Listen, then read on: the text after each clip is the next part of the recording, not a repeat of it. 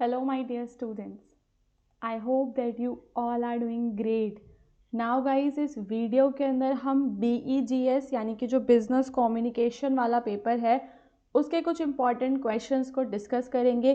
साथ ही साथ मैं आपको बताऊंगी कि एग्ज़ाम के लिए आपको कैसे हर एक क्वेश्चन को प्रिपेयर करना है, कौन कौन सी बातें हैं जो आपको ध्यान में रखनी है। ये BEGS 186 का मैराथन क्लास है, यानी कि ये जो एक वीडियो है ये कंप्लीट एग्ज़ाम की प्रिपरेशन करने के लिए काफ़ी है। अगर आपने अभी तक कुछ भी नहीं पढ़ा है तो आप इस वीडियो को पूरा एंड तक देखना। हमारे इस एक वीडियो से आपके एग्ज़ाम की कंप्लीट प्रिपरेशन हो जाएगी। ओके स्टूडेंट्स, तो आप सभी को पता है कि एग्ज़ाम में जो आपका पहला क्वेश्चन होता है वो अनसीन पैसेज का क्वेश्चन रहता है। उसके बारे में चर्चा करने से पहले मैं आपको ये बताना चाहती हूँ कि अगर आपने अभी तक BEGS 186 का जो आपका गेस्ट क्वेश्चन पेपर है, अगर आपने उसे परचेज नहीं किया है तो आप हमारी वेबसाइट, जिसका लिंक आपको डिस्क्रिप्शन में मिल जाएगा, हमारी वेबसाइट से अपना BEGS 186 इसका जो गेस्ट पेपर है उसे परचेज कर सकते हैं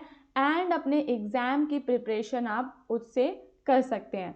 ओके नाउ गाइज, जो यहाँ पे मैं आप सभी के साथ कुछ ऐसी इंपॉर्टेंट डिटेल्स शेयर करूँगी जो आपको एग्ज़ाम में अनसीन पैसेज को सॉल्व करने में काम आने वाली है।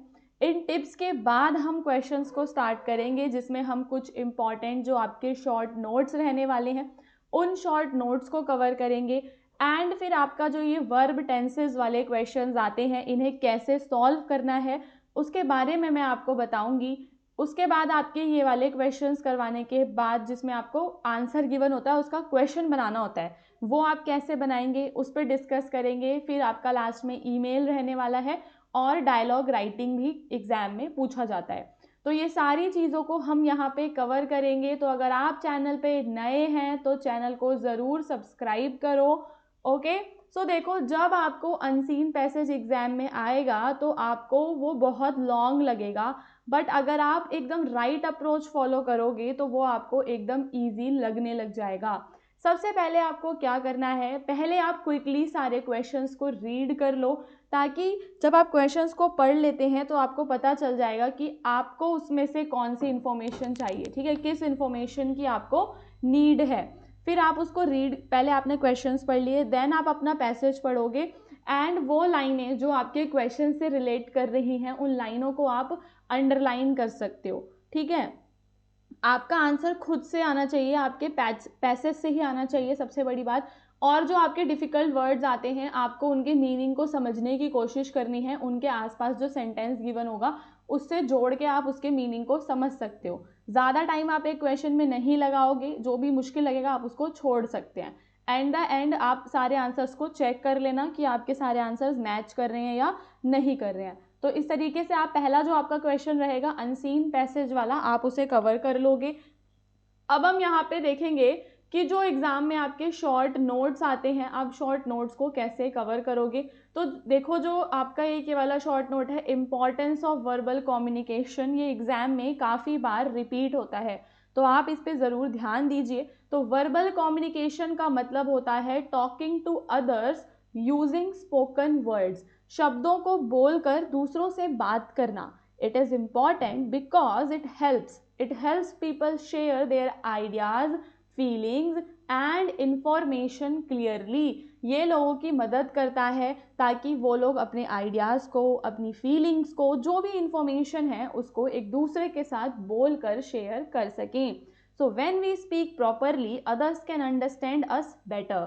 तो जब, जैसे अभी मैं आप सबसे बात कर रही हूँ, तो अगर मैं प्रॉपरली नहीं बोलूँगी तो आपको समझ में नहीं आएगा। This is also a verbal communication. तो वर्बल कम्युनिकेशन में प्रॉपरली बोलना ज़्यादा इंपॉर्टेंट होता है।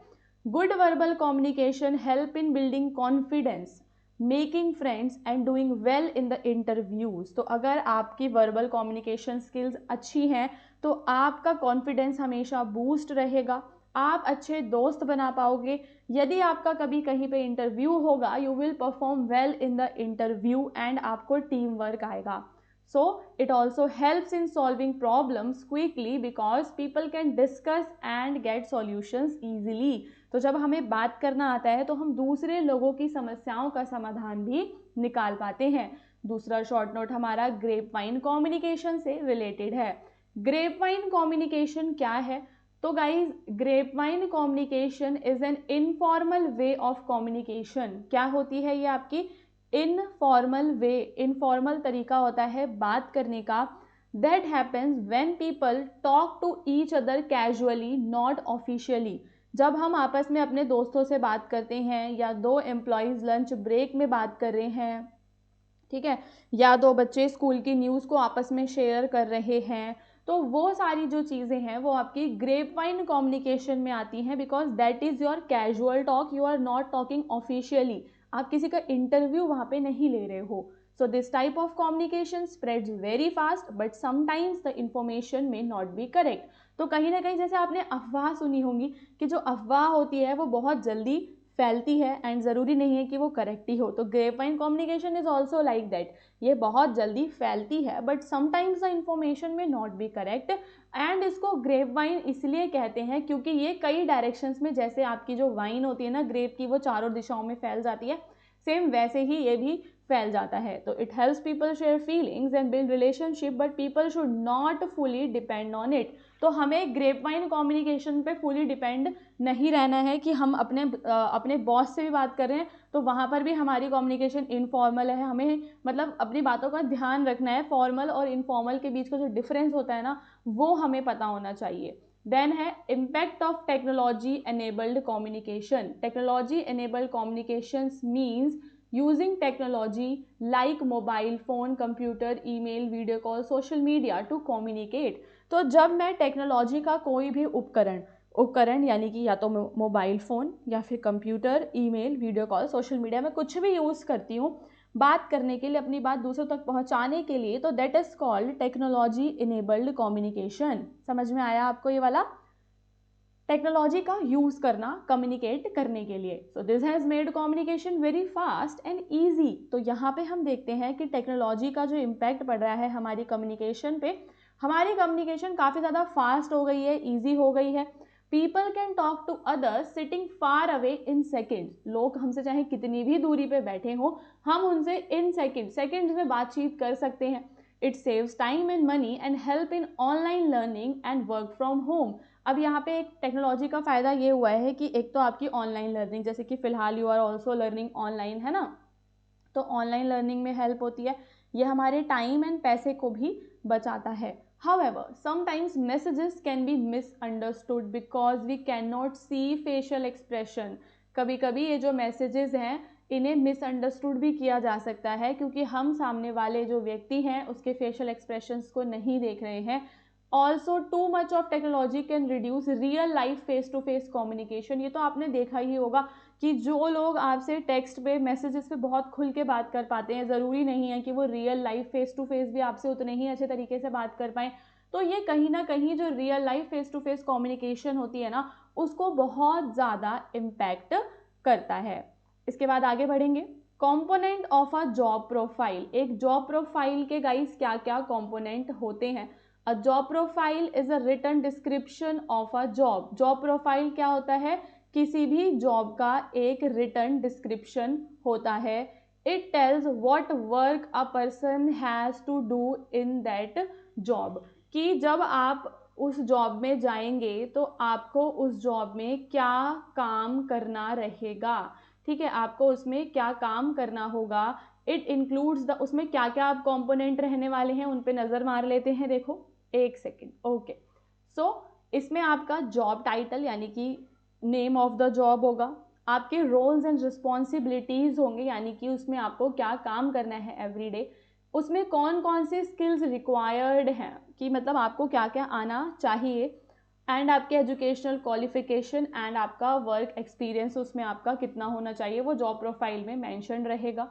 It also includes information about working hours, salary range and who the person has to report to, कि आपका वर्किंग आवर कितना रहेगा, कितने घंटे आपको काम करना है, आपकी सैलरी क्या रेंज में रहने वाली है, और आप किस व्यक्ति को रिपोर्ट करेंगे जब डेली आपका काम हो जाएगा। तो अ job profile helps people decide whether the job is suitable for them और नॉट। अगर आपको ये जानना है कि नौकरी आपके लिए सही है भी या नहीं है तो वो जानने में आपकी ये मदद करती है जॉब प्रोफाइल। अब यहाँ पे आप मेरी स्क्रीन पे 2 क्वेश्चंस को देख पा रहे होंगे, ये दोनों क्वेश्चंस इंपॉर्टेंट हैं। इस प्रकार का एक प्रश्न आपको एग्जाम में ज़रूर देखने के लिए मिलेगा। यहाँ पे आपको क्या करना है कि ये जो आपकी वर्ब हैं, फिल इन द ब्लैंक्स आपको फिल करने हैं। तो आप कैसे करोगे, जो आपको पैसेज गिवन होगा आप उसको पहले पूरा पढ़ लेना। आपको कुछ मैं स्टेप्स बता देती हूँ कि आप ये वर्ब वाले क्वेश्चंस को कैसे करोगे। फर्स्ट आप पूरे पैराग्राफ को रीड करना।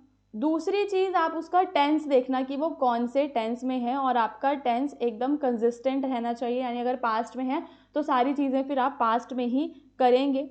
और कुछ सिग्नल वर्ड्स आप उसमें यूज़ करेंगे, जैसे कि वाइल वगैरह जो वर्ड्स होते हैं, वाइल हो गया, ये पास्ट टेंस में रहता है। सिंगुलर प्लूरल आप देख सकते हो इसके अंदर। इन चीज़ों का आप ध्यान रखोगे, फिर इसको सॉल्व करोगे। मैं आपको फर्स्ट वाला करके बताती हूँ, ठीक है। In a small village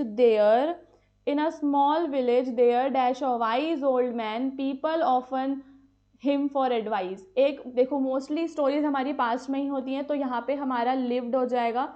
in a small village there lived a wise old man, people often visited him. क्या आ जाएगा यहाँ पे आपका, people often visited him for advice. One day a young boy came, उसके पास आता है, एंड आस्क का क्या हो जाएगा, asked, and asked how to become successful. The old man smiled, smile का क्या हो जाएगा आपका, ईडी लग जाएगा। The old man smiled and told tell का जो आपका फॉर्म रहता है टोल्ड हो जाता है। Told him a story, he said that hard work always dash success, bring success होगा। ब्रिंग का पता है क्या रहता है, सिंपल आपका सेंटेंस बन जाएगा, hard work always bring success to those who never give up, जो कभी भी गिव अप नहीं करते हैं। ओके, तो ये आपका कंप्लीट हो गया। सेम ऐसे ही हम दूसरा करेंगे। once there was a poor woodcutter, एक बार एक पुअर वुडकटर था, who worked in a forest every day, he cut trees, तो कट के तीनों फॉर्म सेम होते हैं। and carried हो जाएगा इसका, and carried wood to the market one day while he was chopping, क्या आ जाएगा, he was chopping, क्योंकि वो उस समय कर रहा है ना, तो while he was chopping his axe fell into the river, he cried, अब वो चिल्लाया हेल्प के एंड and suddenly एक फेरी अपीयर कर जाती है, suddenly a fairy appeared before him, she asked him what, यहाँ पे ध्यान देने वाली बात है, what had happened आएगा यहाँ पे, what had happened to him। इस टाइप के क्वेश्चंस आएंगे। फिर हम चलते हैं, एक क्वेश्चन आपका पता है क्या आएगा, जहाँ पे आपको WH वर्ड्स का यूज करते हुए आपको आंसर दे रखे हैं, उनके आपको क्वेश्चंस फ्रेम करने होंगे। जैसे कि आपको पहला दिया हुआ ना, my best friend help me with my homework, तो आपको ना इसका क्वेश्चन बनाना पड़ेगा, ठीक है। तो इसका क्या बन जाएगा, जैसे हु का यूज करते हुए बनाना है ना, तो इसका बन जाएगा आपका who helped you with your homework, तुम्हारे होमवर्क में तुम्हारी सहायता किसने की। She cook delicious food for the guest, what did she cook हो जाएगा, cook for the guest. Question mark लगाना मत भूलना। फिर आपका वी विजिटेड द म्यूजियम, हमने म्यूजियम विजिट करा था समर हॉलीडेज में, तो यहाँ पे क्या बताया हुआ है, व्हेन से हो जाएगा ना कि कब किया था, तो when did you visit the museum, when did you visit the museum। अगला है why he was late because of heavy traffic, तो इसका देखो सिंपल क्वेश्चन हो जाएगा, why was he late, वो लेट क्यों हुआ था। एंड इसका हो जाएगा where are the children playing, बच्चे कहाँ खेल रहे हैं, तो the children are playing in the park. इसके बाद सेम इस तरीके से एक और करना है आपको, how dash I learn to swim by practising every day, तो इसका क्या हो जाएगा, how did you learn to swim. ठीक है, क्वेश्चन क्या पूछा गया कि तुमने स्विम करना कैसे सीखा, तो उसने उत्तर क्या दिया, I learn to swim by practising every day, daily practice करके। फिर आपका हो जाएगा I like the blue shirt the most, तो इसका एक क्वेश्चन हम बना देंगे, which shirt do you like the most, which shirt do you like most, ये बन गया। And whose bag is this, simple question, whose bag is this, ये किसका बैग है, the bag belongs to my sister. फिर आपका एक question है वॉट वाला एंड व्हेन वाला, ठीक है। आप ये दोनों मुझे कमेंट करके बताओगे, ये मैं आपको नहीं बताती, ताकि मुझे पता चले कि कितने स्टूडेंट्स ने ठीक बताया है। तो जिसका ठीक होगा मैं उसको एक लाइक कर दूंगी, मैं उसका कमेंट, ठीक है। तो आपका थोड़ा इसमें इंगेजमेंट भी हो जाएगा। वीडियोस में आप लोग कमेंट करोगे तो दूसरे स्टूडेंट्स भी देखेंगे कि हाँ ये वीडियो अच्छा है, तो कमेंट ज़रूर किया करो हमारी वीडियोस पे। ओके दोस्तों, अब यहाँ पे आपको एडजेक्टिव की डिग्रीज फिल करनी है। एडजेक्टिव की डिग्री वाला भी क्वेश्चन ज़रूर आता है। देखो, जब आपको देन जैसा वर्ड दिखता है, देन वाले वर्ड में आपको कौन सी डिग्री यूज़ करनी है, कंपैरेटिव वाली फॉर्म का यूज़ करना है। जैसे कि देन हो गया, और द के लिए आप कौन सी डिग्री का यूज़ करोगे, सुपरलेटिव डिग्री का यूज़ करोगे। एंड स्पेलिंग चेंजेस पे ध्यान दें, जैसे कि बिग बिगर बिगेस्ट हो जाता है, हॉट हॉटर हॉटेस्ट हो जाता है, बट कुछ इरेगुलर फॉर्म्स भी होते हैं। जैसे कि गुड का क्या हो जाता है दोस्तों, बेटर एंड बेस्ट हो जाता है, ठीक है। तो ये कंपैरेटिव एंड ये सुपरलेटिव हो गया। बैड का क्या हो जाता है, वर्स एंड वर्स्ट। इसी तरीके से एक और भी होता है, जैसे फार है आपका, फार यानी कि दूर, तो फार का हो जाता है आपका फारदर, फारदेस्ट, इस तरीके से। तो सेंटेंस को आपको पढ़ना है और फिर ध्यान में देना है कि आपको एडजेक्टिव का कौन सी डिग्री उसके अंदर यूज़ करनी है। आप थोड़े बहुत क्वेश्चंस आप प्रैक्टिस भी कर सकते हो कोई वेबसाइट्स वगैरह से। बाकी आप यहाँ देख लो, दिस इज द आ रहा है, यानी कि मुझे सुपरलेटिव डिग्री यूज करनी है, तो क्या हो जाएगा, tallest. This is the tallest building in our city. My house is cleaner, cleaner than your, second degree use करूंगी क्योंकि मुझे देन देखने के लिए मिल रहा है। She is the most intelligent हो जाएगा, ठीक है, she is the most intelligent student in the class. Today is hotter than yesterday. Himalayan mountains are the highest, the दिख रहा है तो हाईएस्ट लग जाएगा, Himalayan mountains are the highest mountains in the world. तो इस तरीके से एडजेक्टिव वाला क्वेश्चन आप कर पाएंगे। उसके बाद दोस्तों एग्जाम में आपको ईमेल लिखने के लिए भी आएगा। आप ईमेल को कैसे लिखोगे उसको समझो, ठीक है, क्योंकि मतलब आपको कुछ सिंपल स्टेप्स को फॉलो करना होगा उसको लिखते वक्त। तो आपको ना क्वेश्चन दिया होगा, पूरा सिनेरियो बता रखा होगा कि क्या क्या क्या सीन है, आपको क्या डिस्क्राइब करना है, वो तो क्वेश्चन के अंदर ही। तो आप बताएंगे that an email is a way of sending a message through the internet. Internet के थ्रू जब हम मैसेज को भेजते हैं तो वो ईमेल होता है। A good email should be clear, clear होना चाहिए, पोलाइट होना चाहिए एंड वेल स्ट्रक्चर्ड होना चाहिए। अब उसमें आप एक सब्जेक्ट लिखोगे, the subject tells what the email is about. Subject आपको क्या बताएगा कि जो आपकी ईमेल है वो किस बारे में है। आपको प्रॉपर ग्रीटिंग लेनी है, तो start your email by greeting the person, जैसे कि डियर सर, डियर टीचर, इस तरीके से आप उसमें प्रॉपर ग्रीटिंग लोगे। उसके बाद आपको मेन मैसेज बताना है और पोलाइटली उसको एंड कर देना है, thanking you, your sincerely, regards वाली लाइंस का यूज़ करते हुए। Right your name at the end. अब यहाँ पे हम देख लेंगे इसका एक एग्जाम्पल, जहाँ से आपको ये क्लियरली समझ में आ जाएगा कि एग्ज़ाम के अंदर जो ईमेल है वो आप कैसे लिखेंगे। सो टू, यहाँ पे आपकी ईमेल आईडी जो भी रहेगी, सब्जेक्ट आ जाएगी रिक्वेस्ट फॉर लीव, तो ये आपका सब्जेक्ट हो गया डियर सर। अब मेन बॉडी स्टार्ट होती है, I hope you are well, मुझे आशा है कि आप सही होंगे।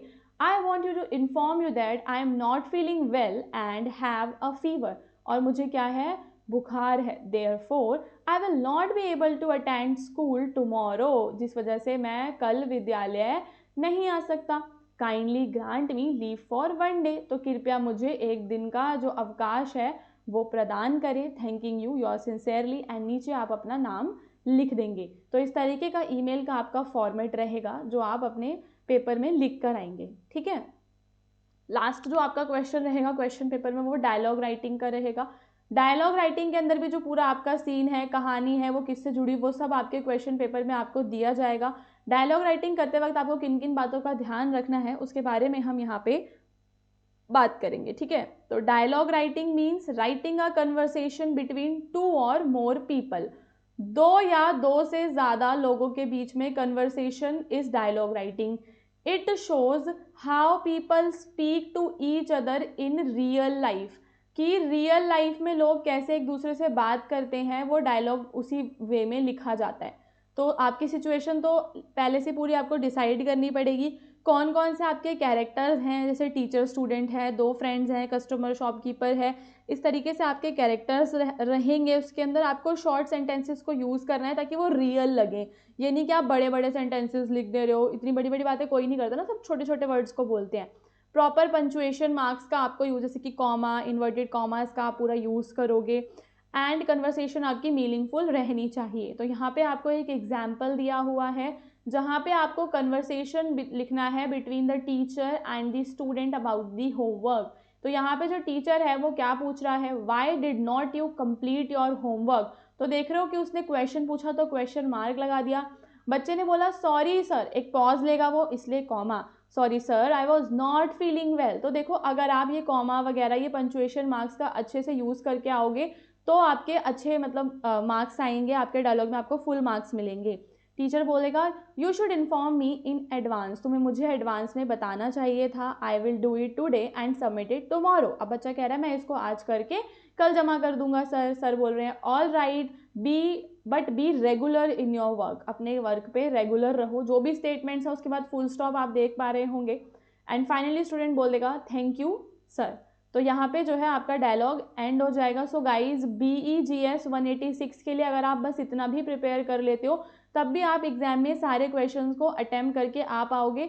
उसके अलावा अगर अभी तक आपने इसका गेस्ट पेपर परचेज नहीं किया है तो उसको आप परचेज कर सकते हो डिस्क्रिप्शन में दी गई हमारी वेबसाइट से।